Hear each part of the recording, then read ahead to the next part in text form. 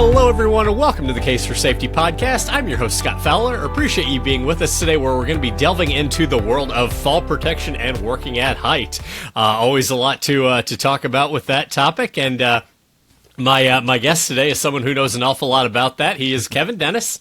Kevin is principal and owner of Work at Height. He's vice chair of the ANSI ASSP Z359 Committee for Fall Protection and Fall Restraint, and lead of our standards-based user group on fall protection.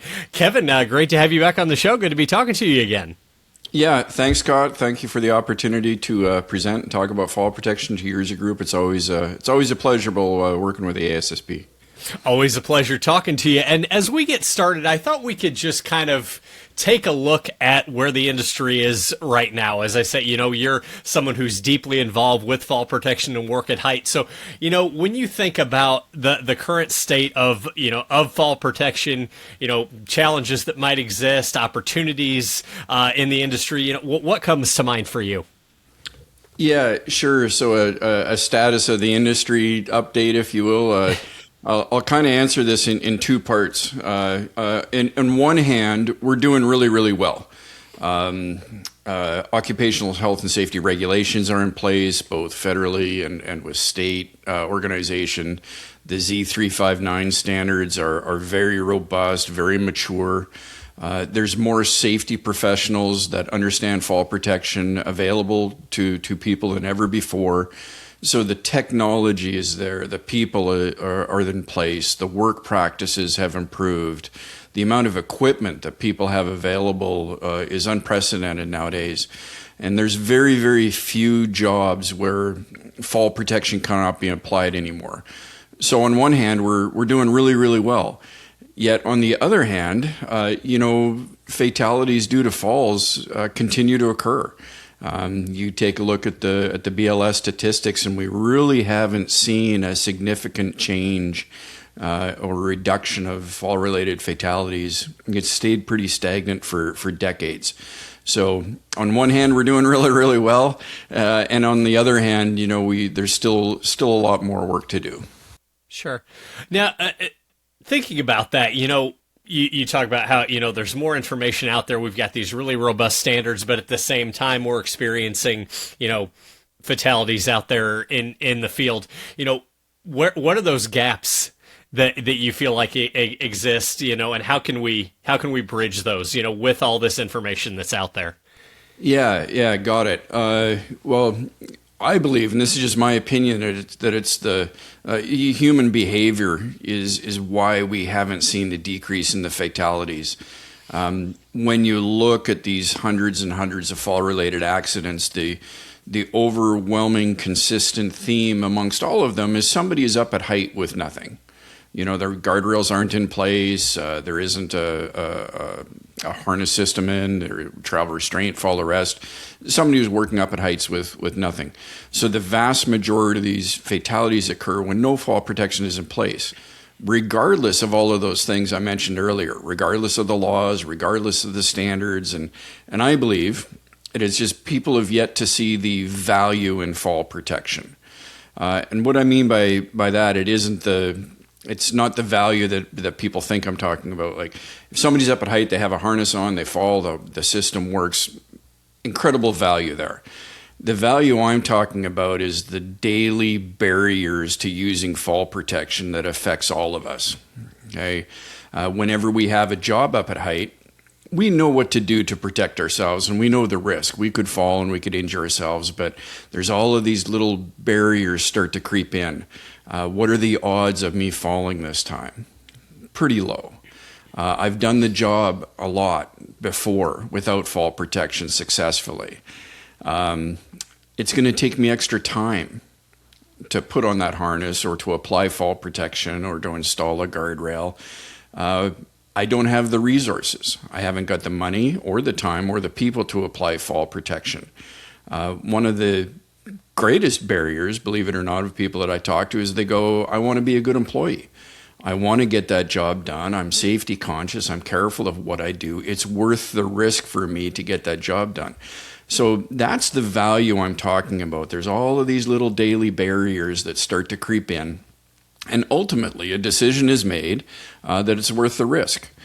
So that's the greatest challenge to people applying fall protection, is getting through those barriers. And they don't relate to regulations or equipment or work practices. It's a cultural or a behavioral issue.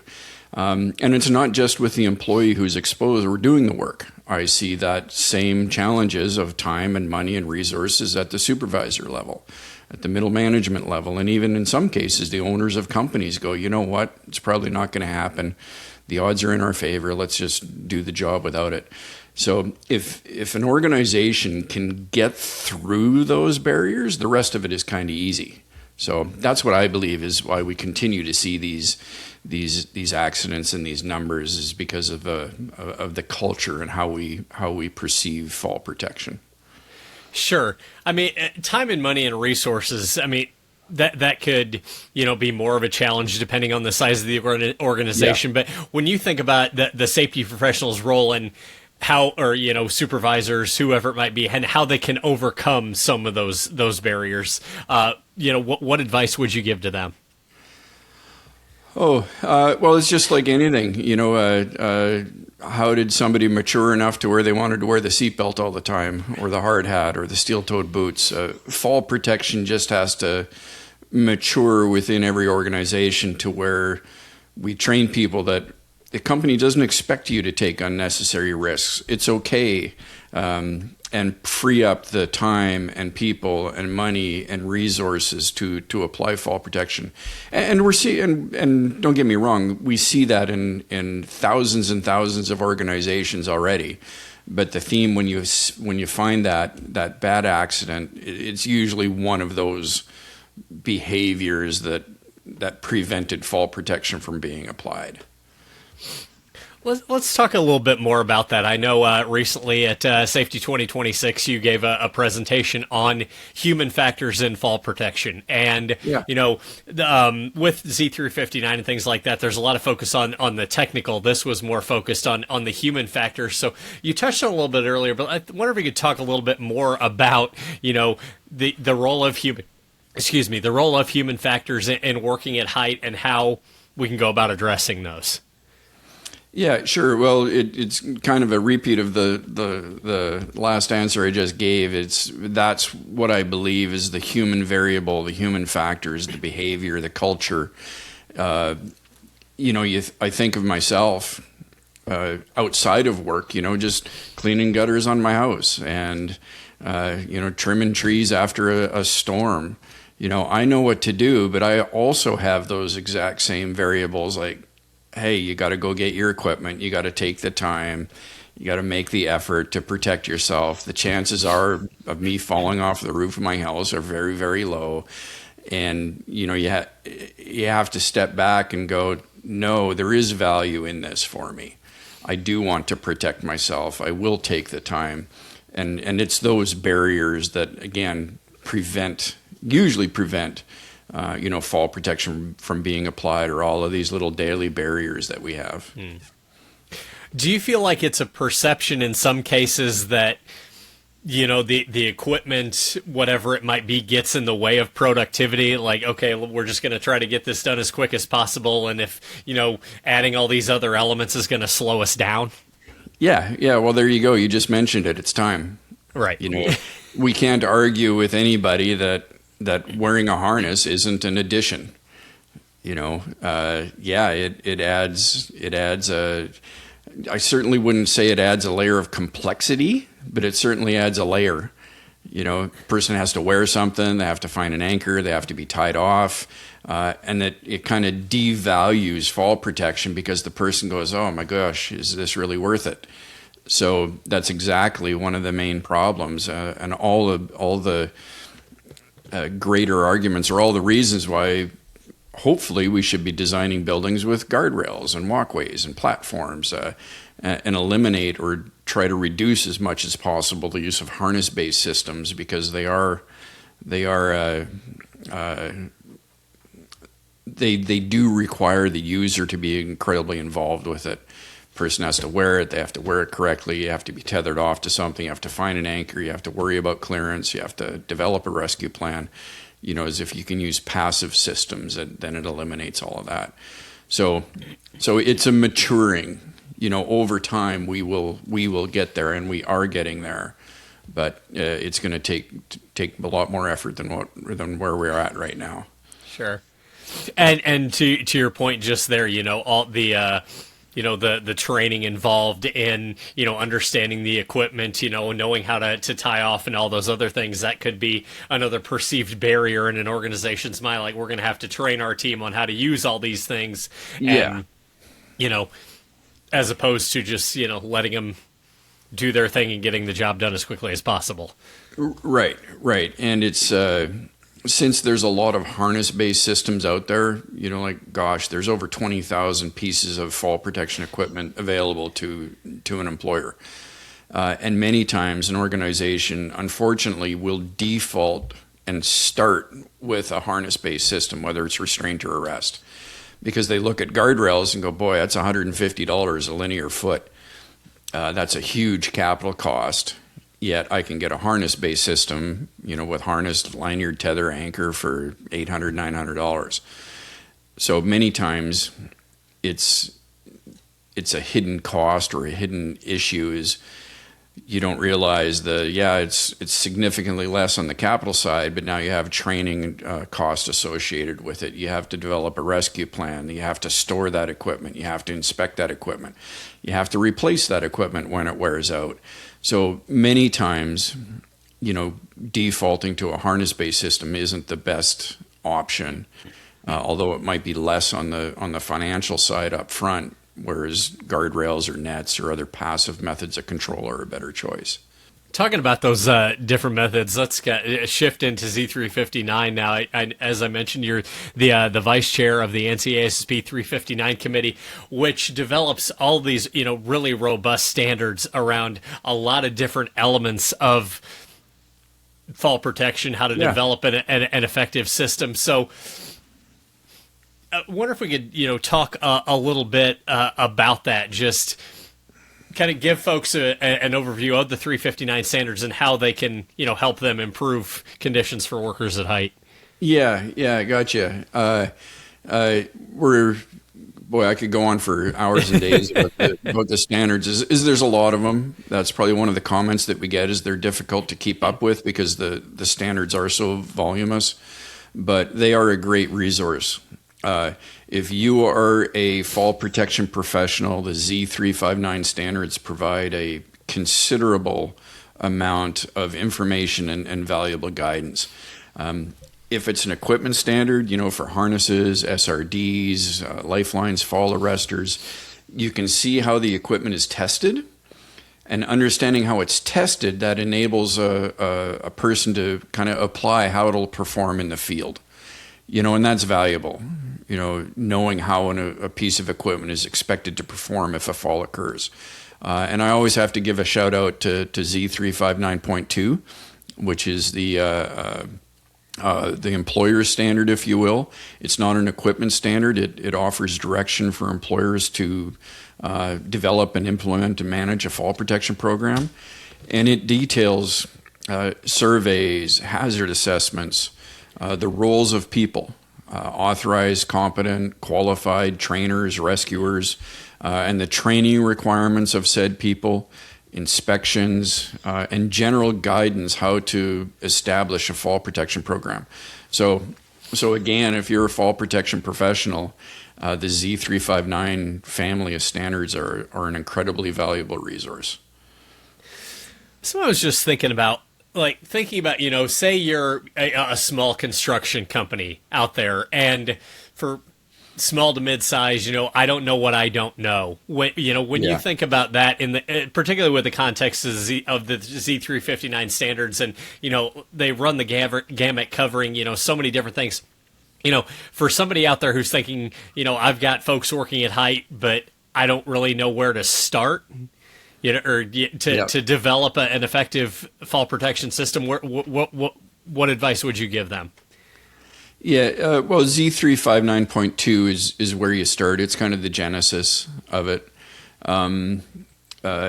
There's so much information available between equipment manufacturers, organizations like the ASSP, Even online, there's fantastic resources available to somebody. So there isn't really much of an excuse as to, how do I start or what do I need to do. Usually the issue that the smaller organizations have is just a lack of expertise. They're very good at the work that they do, but fall protection is just kind of an outlier, and there's so much equipment out there that it can confuse people. But Z359.2 is where to start. It's identify all your fall hazards, develop a control method, and very quickly organizations will understand what they need to do, starting with Z359.2 and then applying the equipment standards that are provided as well. And I mean, to your point there, like once they take a look at the point two, they can kind of get an idea of what other standards they might need based on the work they're going to be doing. Yeah. If one of the very first things that the Z359.2 asks an employer to do is to survey the fall hazards. And once an organization understands the fall hazards, the frequency of exposure, the duration, the passive travel of the worker, the solutions kind of present themselves. So that survey, that initial assessment, kind of lays out the roadmap as to what they need to do. Sure. I just want to add here, having been to a number of Z359 committee meetings myself, as you have fall protection professionals, engineers, manufacturers. You've got folks from across the industry, coming together to, help, bring the best products to market and the best knowledge to those who need it to make sure workers can stay safe when they're up at height. Something I mentioned at the top is that in addition to your work with the 359 committee, you are also the lead on our fall protection standards-based user group, which something we launched back a few months ago, focusing on fall protection, controlling hazardous energy, and another one focused on AI. So I wonder if you could just kind of talk a little bit about what this standards-based user group is, its goal, and how things are going so far. Yeah. Well, like you say, it's a new initiative. It's very young, so it's just kind of started. But one of the comments that we always hear at the Z359 table, as well as at the ASSP, is great. We've purchased a standard. We've read the standard. It makes sense. But now what do I do with it? How do I actually apply it into the field? And that's where the standards-based user group was kind of born, if you will. It's exactly like it sounds. It's a group, and it's users, user group based upon those standards. So it's a community, if you will, whose main purpose is to share information, success stories, failures, ask questions, act as a resource. One of the things you often hear is it's a closed loop. So we want to, here's the standard, here's how it was applied, here was the success, and then we feed that information back into the standards and change the standard as applicable. So it's the idea of continuous improvement. So if the people that are watching this podcast, if you're a safety professional, even if you're not a safety professional, but you're involved in fall protection, the standards-based user group is a valuable group. Again, information sharing, technical expertise, and it should focus around how do we improve the state of fall protection for those people in the field, and obviously connect it into that, how the standard works to do that. Sure, and it seems to me, I mean, having this conversation with you and with the other leads of the SBUGs, that this is really kind of trying to get at another barrier in one way. As you're talking about barriers earlier, that, as you noted, somebody gets the standard. Okay, what do I do now? So right. This is really where the SBUGs are going to come in and say, okay, this is the next step. This is what this is what you do, what you don't do, and getting those kind of case studies to say these are people who have used the standard. This is what they've learned, so then that they can help others. Yeah, absolutely. Like anchoring within fall protection. Identifying and using anchors are always a challenge. So ideally, you have a certified anchor every time you turn around, but there's a lot of people that don't own the structure. Imagine a mechanical contractor or an HVAC repair person. They're hopping on roofs of houses and buildings. They don't have the resources, or I shouldn't say it's not that they don't have the resources. They don't have the ability to modify that structure to put in an engineered anchor. So how can the standards help with that? There's a section inside of Z359.2 that talks about non-certified anchors. And then it also connects that. How do you train the staff that are selecting those anchors? So it's little things like that the SBUGs can help out with. There's many people that have already gone through this process in regards to fall protection, me included, that can offer a lot of expertise, direction, or connection to that standard to help the people out in the field. Just want to add here, if folks are interested in learning more or participating, they can visit ASSP.org/SBUGs. And Kevin, I will give you the last word.